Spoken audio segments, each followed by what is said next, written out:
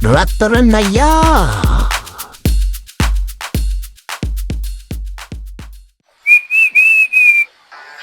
Cyril! Cyril! Cirilo! Cyril ගෙදර නෑ. මොකද? වැස්ස දවසේ පෙලෙන්න යන්නද? පැලෙන්න යන්න නෙමේ ගෑණි මොන්න සෞදි අරාබියේ යෝටු කියන වැසියෙක්ද මන්ද? සිරිල කොහොම ජීවත් වෙනවද මන්ද මේක එක්ක? මොකද්ද කිව්වේ?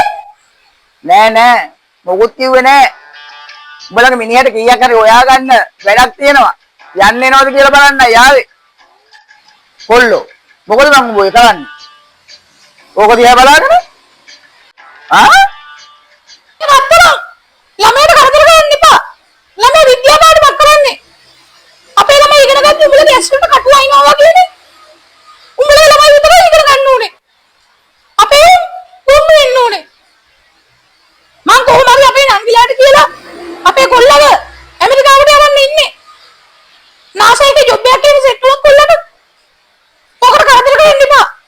හරි උඹලා ළමයාව ඇමරිකාවට බැයි නම් උස්බෙකිස්තානයට යවා ගන්න. අපිට ඉදෙයි. රෙද්ද තමයි.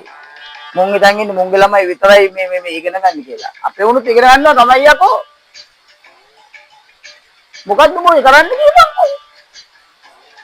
වටේ කරේ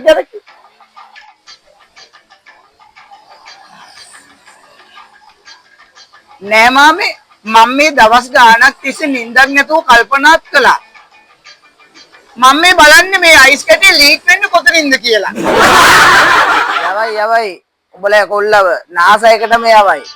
මූව හොඳයි මාස් කන්නේට දී කපලා බැටපා ගන්න පට්ටි බානකට. යවාගනින් උඹලා කොල්ලව නාසයකට. අනුරාධපුරේ පැත්තට යවපන්. නාසයකට නෙමෙයි මයි යනවා යන්න.